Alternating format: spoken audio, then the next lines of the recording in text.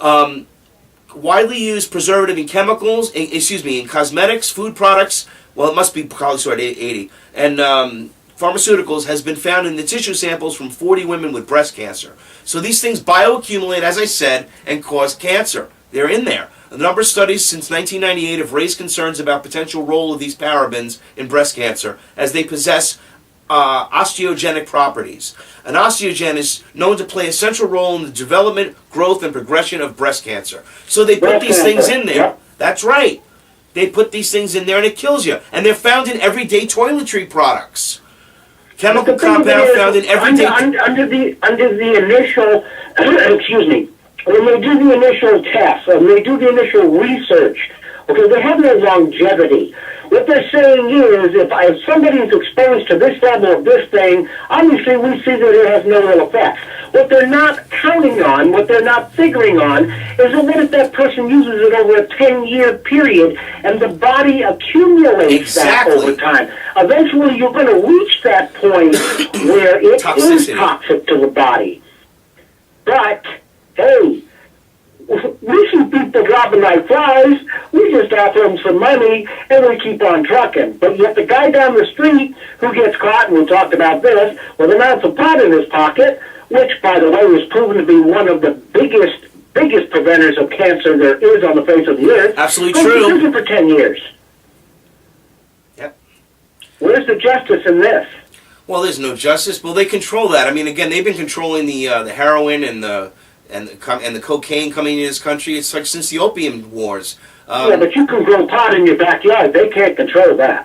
Well, yes, they're working on it. Well, they keep trying. But, slowly, they're getting to the point where you're understanding that decriminalizing drugs, like Ron Paul is talking about, technically, if you do that, you stop the criminal element of it, and the demand goes down. It's proven. Look, there are countries that have, for example, that decriminalize drugs. Who was it? Sweden.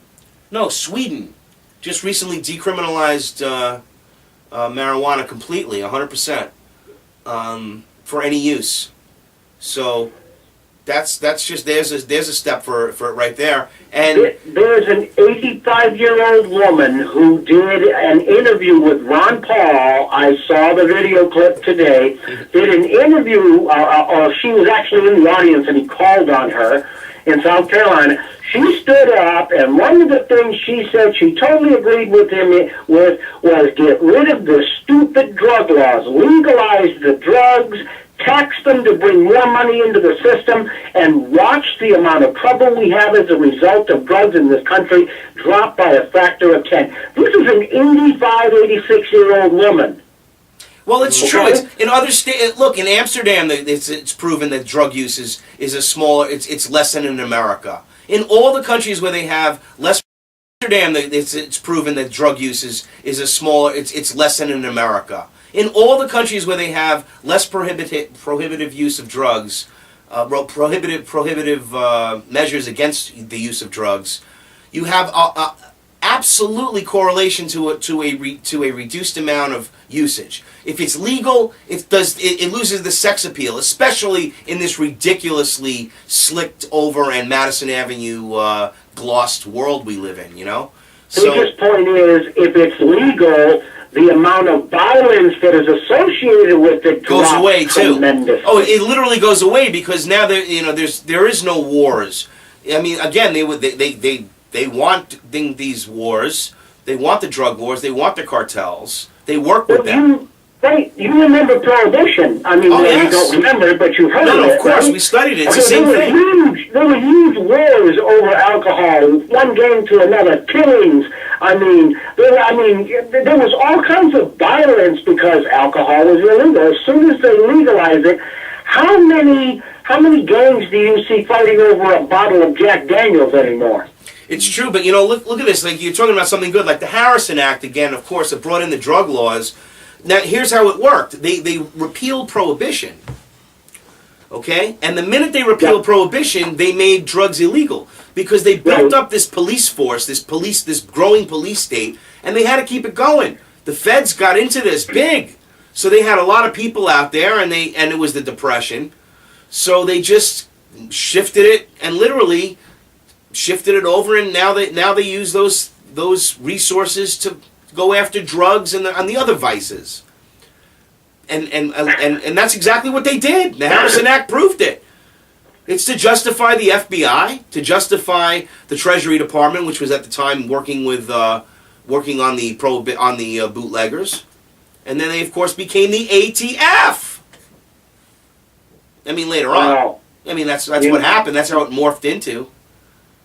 Well, and now it's morphing into something that used to be called the Gestapo. Yeah, it is. It's the SS. We're definitely we're under some severe tyranny here, Roger, as you know, and it's going to get hot one of these days because they just keeps. It seems to me, I'm not crazy, right? It seems every day they just keep trying to add another ridiculously obvious attempt to take away our rights, and nobody seems to notice.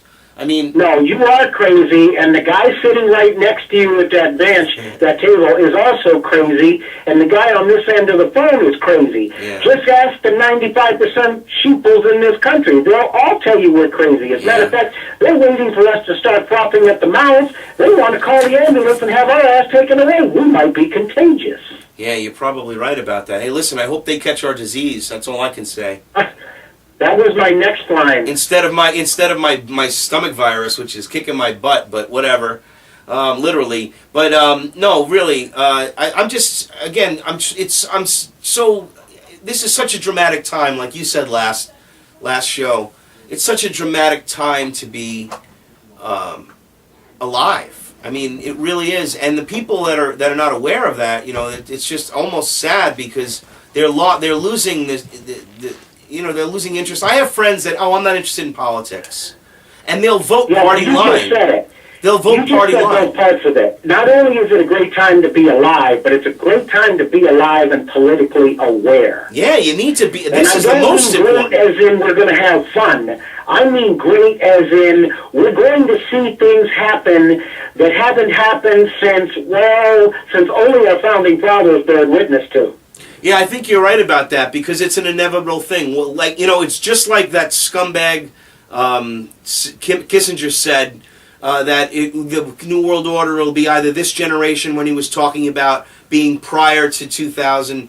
In other words, I got so much great stuff and information from the late 90s where they were setting up, they actually said, oh, hell yeah. You know, they were setting up the 9/11. Kissinger literally said, whether it's a real event or promulgated, what we saw in L.A. with the L.A. riots, okay? Whether you know with that, now what we would need is another event, an event whether it's real or promulgated that would bring in our new world order so that we can restore order because they will ask for it after the riots and all of that.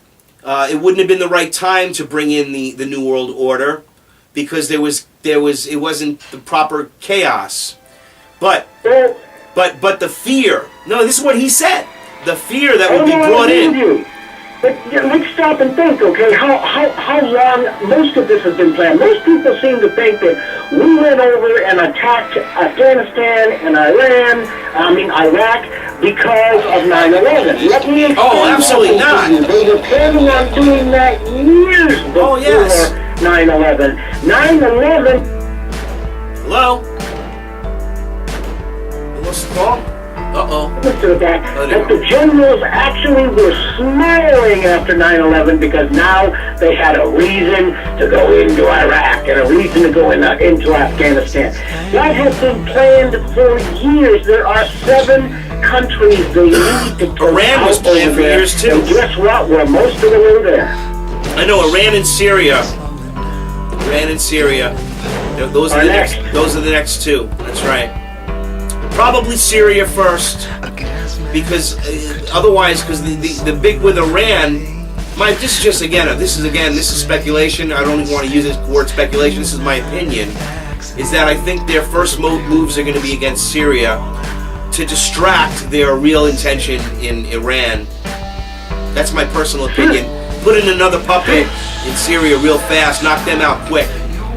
Syria is going to be first simply because there is already a lot of dissent in Syria. We have a lot of CIA-backed malcontents in Syria.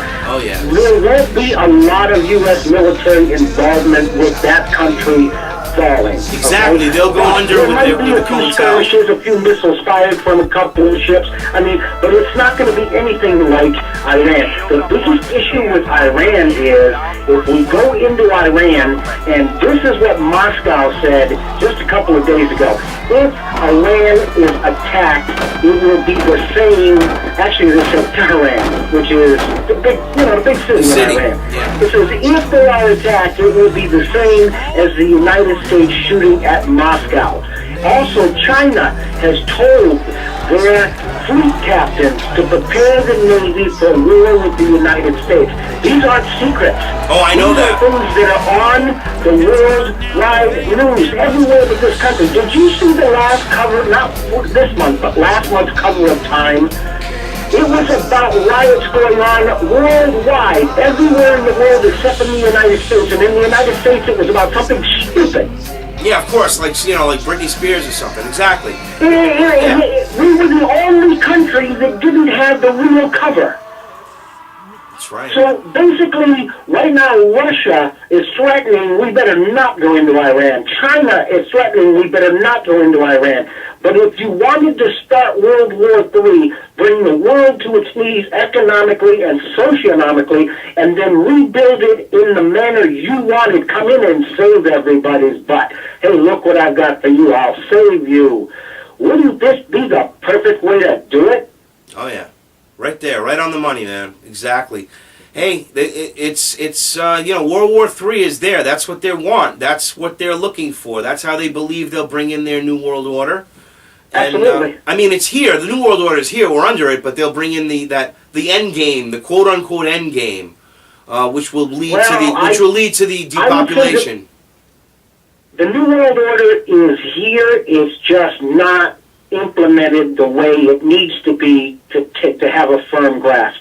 And it's slipping a little bit more each day that more people wake up. And this is what's frightening them right now.